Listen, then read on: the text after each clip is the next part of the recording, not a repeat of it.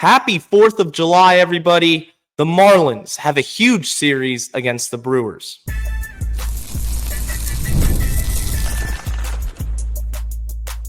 You are Locked On Marlins, your daily podcast on the Miami Marlins. Part of the Locked On Podcast Network, your team every day. Welcome into Locked On Marlins. I'm your host, Jeremiah Geiger. I've been podcasting about the Marlins for 4 seasons. Go hit me up on X at Jeremiah Geiger 2. And thank you for making Locked On Marlins your first listen of the day. It's part of the Locked On Podcast Network, which is your team every single day. Don't forget to hit subscribe on the YouTube channel and let me know your thoughts in the comments section. And today's episode is brought to you by Gametime. Download the Gametime app, create an account, and use code LOCKEDONMLB for $20 off your first purchase. And on today's show, it is the 4th of July. So first off, I hope everybody out there is enjoying their day, celebrating our nation's independence. Whether you're with friends, family, you're at a barbecue, you're at the beach. Hopefully that includes this podcast and some Miami Marlins baseball later today. And it's a big series for the Marlins. We're going to talk about this series against the Brewers and the ramifications of this series. Sandy Alcantara has an opportunity to rebound, and then take a look at how the Marlins stack up statistically to the rest of Major League Baseball. And then in the final segment, I wanted to kind of drift away from Marlins-focused baseball and just the overall concept of gambling in baseball, because there's been another gambling scandal that just broke out with Cleveland Guardians pitcher Luis Ortiz. So talk about that topic a little bit later. This series with the Brewers, as we sit here on the 4th of July, is a lot more important than I would have expected at the beginning of the season. If you look at the MLB standings, the Milwaukee Brewers are 48-39. They are comfortably in contention for a wild card spot, and actually their division, the National League Central, they're right behind the Cubs.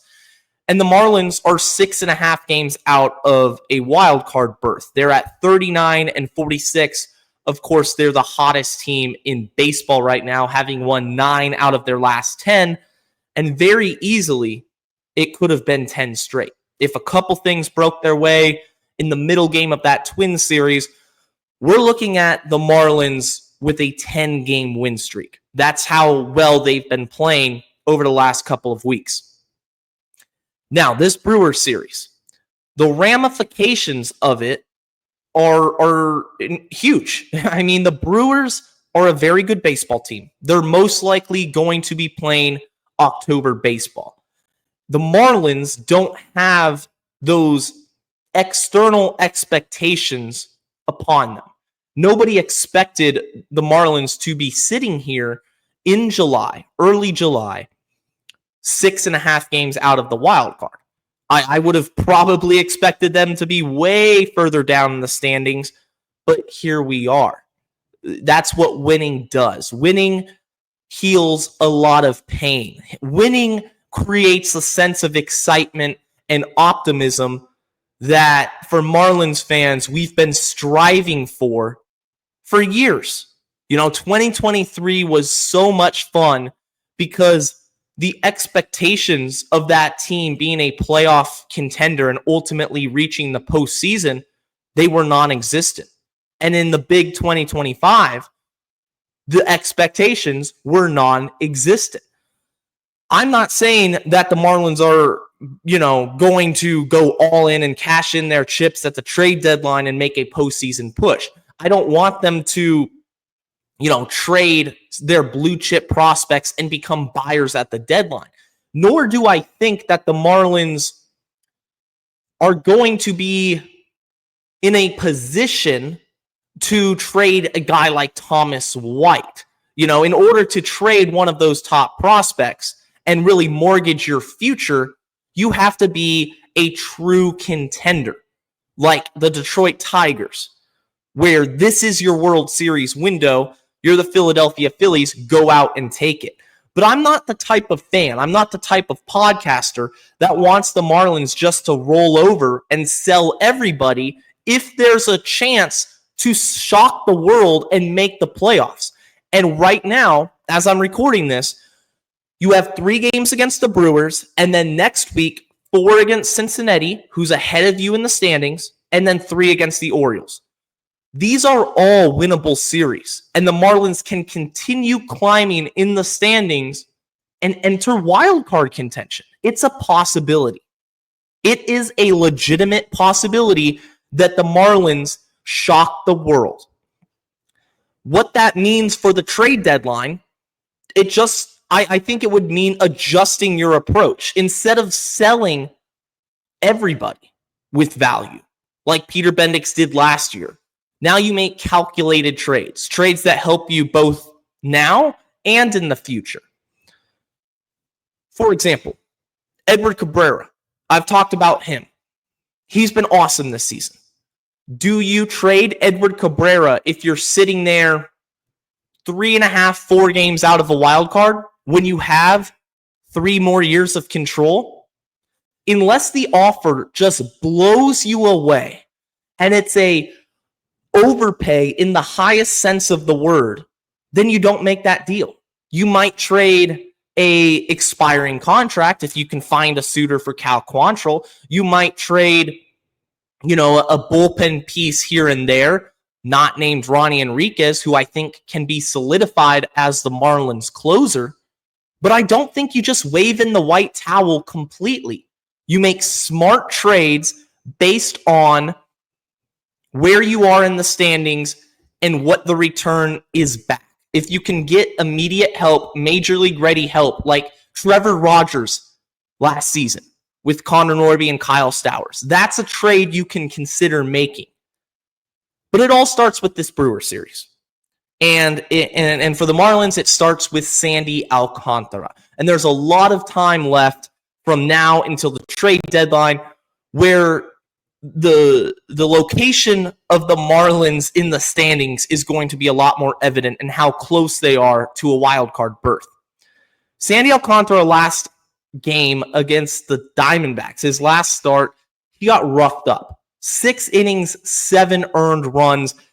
The D-backs were teeing off on everything. And the funny thing about it, well, it's not funny, but the interesting thing about it was that he didn't allow a walk. And it's very, it's different from how the beginning of the season started, in which Sandy just couldn't find the strike zone. He was very inconsistent with locating his pitches, and then it would be one blow-up inning in which guys just made him pay. The Diamondbacks were hitting everything over 100 miles an hour. It didn't matter what he threw. The D-backs were putting some good wood on the baseball. And sometimes those outings just happen. But this is a very good opportunity for Sandy to rebound and regain, his confidence after what had been a very good month of June. And the Marlins need it. If they want to win this series, they're going to need him to perform well. The pitching matchups for this series against the Brewers today, July 4th, you have Sandy Alcantara against Quinn Priester. Quinn Priester is 6-2 with a 3.35 ERA. And then tomorrow you have Cal Quantrill, who's readied the ship. He's leveled it out after a rough start to the season, and he's been quietly efficient. Quantrill versus the rookie Chad Patrick, who's been surprisingly effective for Milwaukee. He's 3-7 with a 3.51 ERA and 93 strikeouts. And then Sunday's game, Edward Cabrera, who's been the best pitcher on the Marlins staff, is going to take on Brandon Woodruff, who's making his season debut. He hasn't pitched since 2023. This is a good opportunity for the Marlins to make some noise. You're missing Freddie Peralta.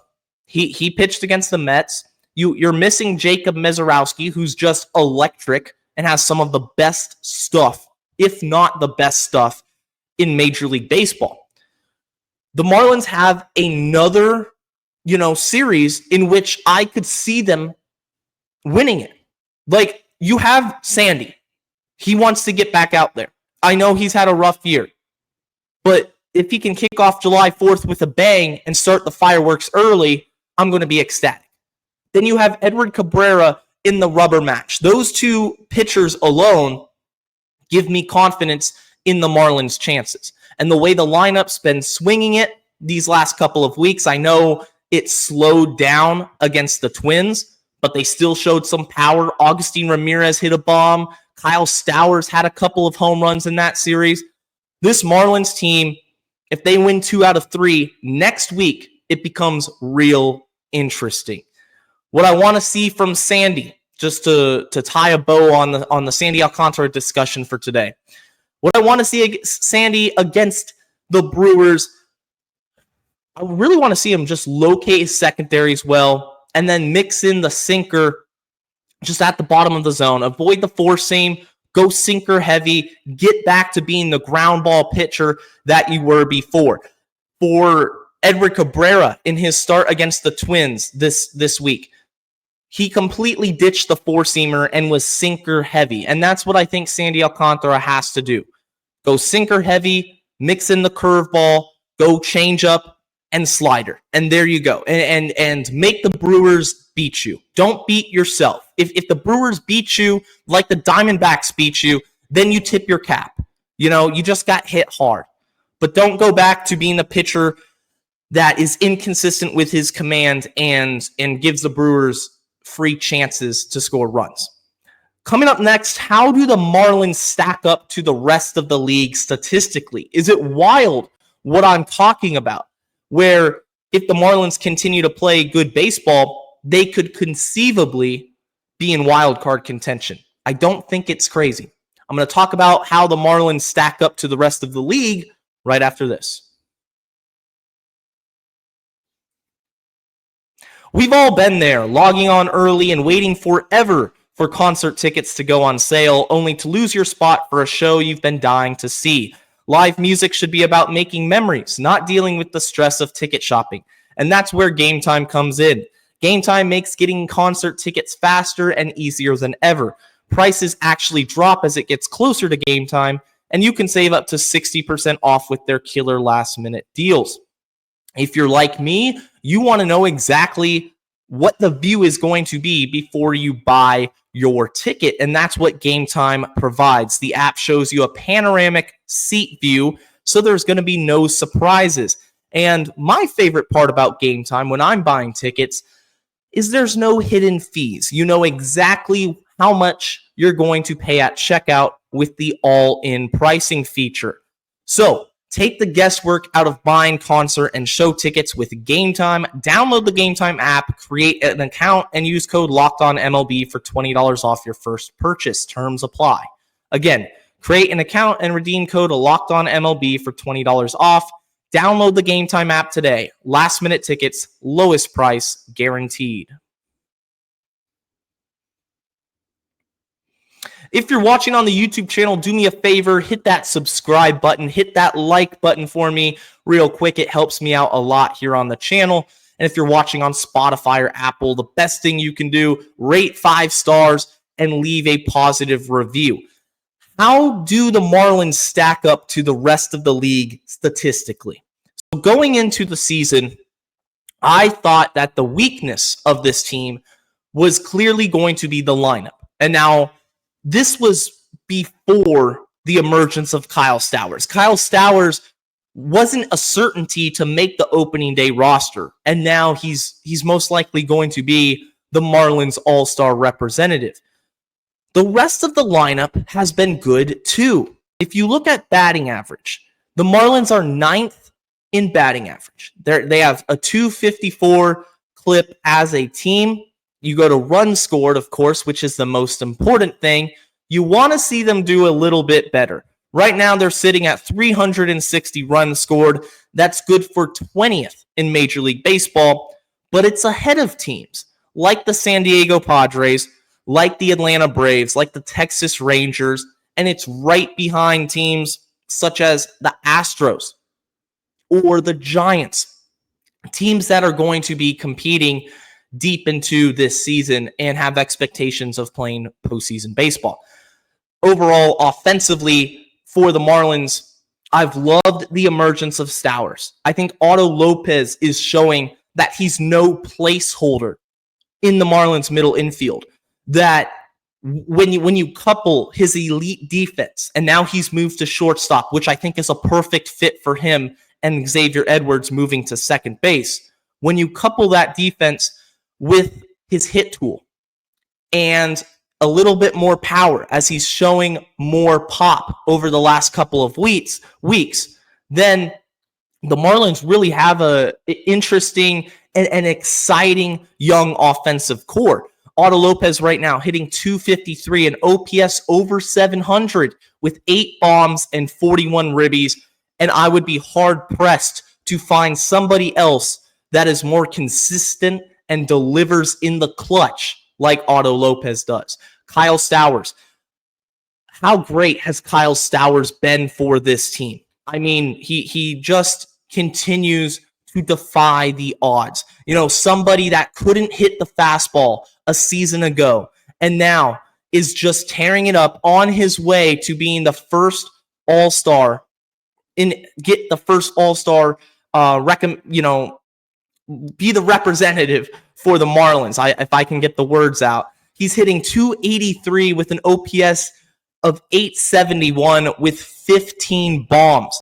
And that's over 276 at-bats. He's playing almost every day. Kyle Stowers is here to stay.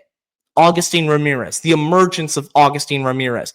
He's, there's not many players that when you are watching the game, he goes up there and you just expect a home run. For me, Augustin Ramirez is that guy because at any point in the game, he can hit it 450.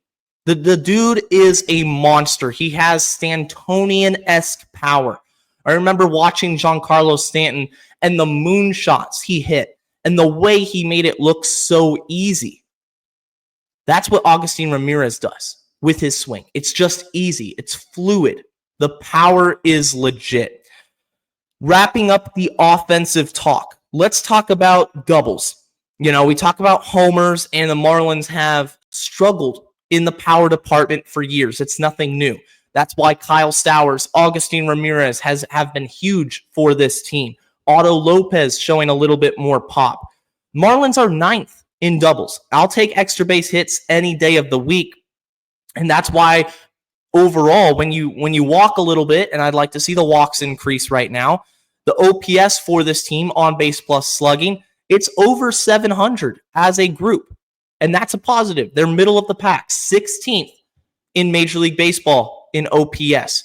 So offensively, I think this team has clearly exceeded expectations.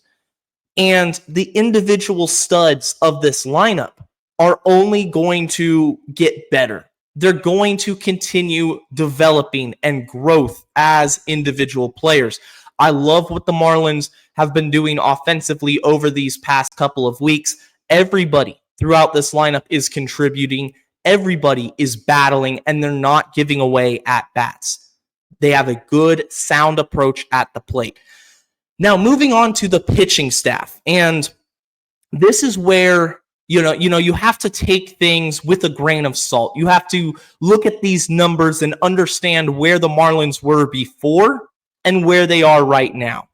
Because right now, or overall, I should say, the Marlins are sitting as a pitching staff with a collective 4.75 ERA. That's 26th in Major League Baseball. The thing that I would rebuttal this with, the Marlins rolled out in April Connor Gillespie, who's since been DFA'd. He's since moved on to another organization. He was picked up by the Minnesota Twins. He was in your opening day rotation. There was no Jansen Junk. There was no Yuri Perez. There was no consistent Edward Cabrera, who throughout the month of April was awful. And the idea of Edward Cabrera becoming a viable starter in the rotation, it just wasn't there. It didn't exist. And now he's been the best Marlins starting pitcher. Cal Quantrill was off to a horrific start. Sandy Alcantara was off to a horrific start. The rotation has stabilized. Now you have Sandy Alcantara, Edward Cabrera, Yuri Perez, Jansen Junk, and Cal Quantrill. Cabrera's been great. Sandy Alcantara, a great month of June. He got hit hard against Arizona. That's why it's so important to watch him and this start against the Brewers. Cal Quantrill has stabilized his production. He hasn't been pitching deep into games, but he's not getting blown out of the water like he used to as well. He's not having these blow-up outings, and that's what I need. You have Jansen Junk, who just went 6 innings of 2-run baseball with 7 strikeouts and doesn't walk anyone. He has impeccable command. Yuri Perez showed why there's a lot of believers in him as a potential Cy Young winner one day with his outing against the Twins. 6 shutout, 1 hit, 1 walk, 7 strikeouts. It was his best start coming back from Tommy John surgery. I told you guys, have patience. Give him time. He's going to be fine. He's going to be the pitcher that we all see has all the talent in the world. It's just a matter of time about putting it together. And the craziest thing about that start from Yuri Perez is that he destroyed the Twins with the fastball.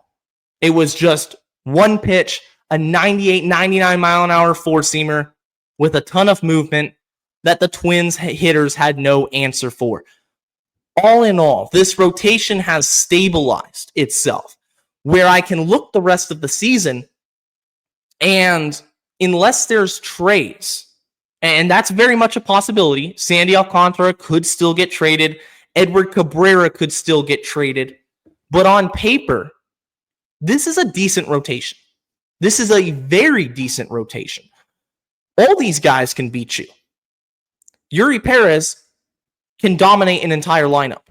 Sandy Alcantara had a good month of June. He's still Sandy Alcantara. He's still a former Cy Young winner. Edward Cabrera, incredible stuff. He can go 10, 12 strikeouts on any given night. Jansen Junk doesn't walk anyone. He's been a gold nugget that the Marlins have found this offseason. And that's testament to the Marlins front office from identifying somebody and working with him to get him to be where he is. You know, he pitched well in AAA. He earned his call-up. And we're seeing a very decent option in Jansen Junk. So when I look at this ERA, yes, the Marlins struggled, especially at the beginning of the season. But the pitching is finding its groove. And that's why when you couple it with the lineup, which has also found its groove, that's why the Marlins are winning games. It's not rocket science. You look at the bullpen, and now the bullpen is volatile in the sense of the closing position. But I think one guy that stands out in particular is Ronnie Enriquez, who's slowly starting to emerge as the Marlins closer, especially with the recent struggles of Calvin Fauché. He struggled in San Francisco. He struggled against Arizona.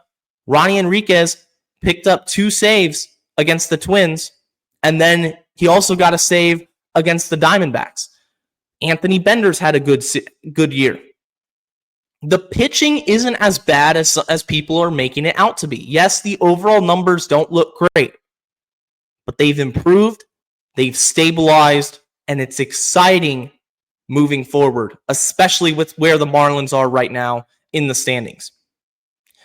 Coming up next, I'm going to talk about gambling in baseball. There's been a gambling scandal, so to speak, revolving around a Cleveland Guardians pitcher, Luis Ortiz. I got to talk about that and just share my thoughts on this whole situation. That's coming up right after this.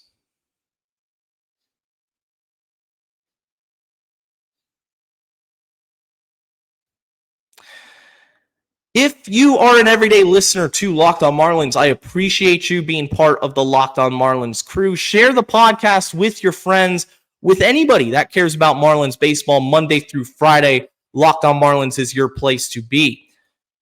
Luis Ortiz is a starting pitcher from the Cleveland Guardians, and he's on paid leave from Major League Baseball because of an investigation surrounding gambling.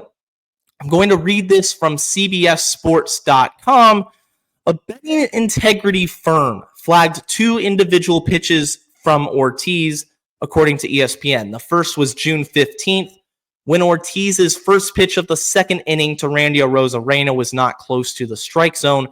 The alert was reportedly triggered by action on Ortiz's first pitch that inning being either a ball or a hit batsman. The next incident with similar action was another bad miss on June 27th in the top of the third inning. So 2 pitches that Ortiz threw.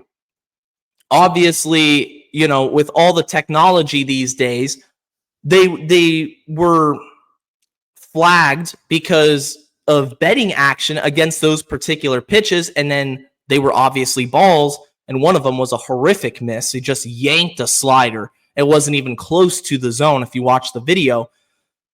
And so obviously innocent until proven guilty. And I'm not going to sit here and assume that Luis Ortiz is guilty, because innocent until proven guilty. We live in America. That's how it is. And I expect this whole investigation to run its course. But what I wanted to come on the show and say, why do players feel the need to gamble on baseball? The risk isn't worth the reward. It's just not. I hop on this show and we'll have sponsors like FanDuel. FanDuel is the official sports betting partner of the Locked On Podcast Network. I've done my share of sports betting, but if you're a Major League Baseball player, if you're a minor league baseball player, why would you risk jeopardizing your career for short-term cash? Like, why? To help out somebody. It doesn't make any sense to me. We've seen players get blasted for this. There was an infielder for the Pirates. I'm going to butcher his name, but it was like Tucapita Marcano or something like that. And lifetime ban. Lifetime. He's banned from baseball because of sports betting, because of gambling in general. Just gambling in baseball, you can't do it. You can't bet on baseball if you're a baseball player. If you are a coach, Pete Rose, the scandal with Pete Rose for years, and Pete has passed, and never got to see himself be reinstated back into the game. And I think it was good that he did. But gambling, even if it was on himself, even if it was on his own team, it's taboo. You can't do it. And so I just struggle to understand exactly in this day and age why players feel the need to do it. The minimum salary for a Major League Baseball player, it's already enough money. You don't need to do it for the cash. If it's for the exhilaration, for the thrill of seeing a bet win and having that control over the outcome of the game, that's a scary, scary topic. Because you can quite literally, if you get carried away, change the outcome of baseball games. Look at the 1919 Chicago White Sox, the Black Sox. Now, I'm of the opinion that shoeless Joe Jackson was innocent and still should be reinstated into baseball and find his way back into the Hall of Fame where he truly deserves to be. I don't think Joe Jackson was guilty. And that's one of my baseball historical anecdotes that I vehemently defend, is that shoeless Joe Jackson was innocent. But the Black Sox were not. There were plenty of White Sox that knew exactly what they were doing, and they threw the World Series in one of the biggest sports betting scandals of all time. Can you imagine something to that degree? Not even close to the extent of what the Black Sox were doing and the whole scandal of throwing the World Series, but a playoff game. A pitcher goes up there and he walks a couple of hitters just to satisfy a particular bet that he's involved in, whether it's himself or somebody that he knows. It screws up everything. There's so many consequences and ramifications that come with the betting, with that type of action. I don't get it. You see the stories, avoid them. Just avoid it. Now for the fans, obviously sports betting, you can sports bet. Go out there, have fun, bet responsibly. But for the players, for the life of me, I just don't get why you would do that. And it's a lack of integrity to the sport. One of the things I hate the most is steroids. I hate players that cheated the game. And this isn't just baseball. This is any sport, any type of sanctioned competition. Athletes that cheat the sport with steroids should not be in the Hall of Fame. There should be consequences for it. You are giving yourself an advantage that the other players or athletes that play the game the right way, that do their sport the right way and put in the work, do not do. Barry Bonds would not have hit 72 homers without steroids. Love him or hate him. It's just not going to happen. I don't respect it. I never will. Gambling. You gamble in baseball, you deserve the punishment. You deserve whatever comes your way. Do not do it. For the Marlins, huge series. 4th of July kicks us off. Sandy Alcantara on the mound. It's must-watch baseball. Hopefully he gets back on the right track. That's going to do it for today's edition of Locked on Marlins. And for the next full episode, which will be coming out Monday, hopefully we're coming off of another series victory. That would be awesome. The vibes would be immaculate. Everybody in Marlins Nation, Fish family, are going to be hyped. Next week, I'm also going to have some more draft content as we approach the draft. I want to review last year's draft and also start previewing this year's draft. So some exciting stuff coming up on the podcast. Until next time, guys, stay safe, stay locked on, and let's go fish.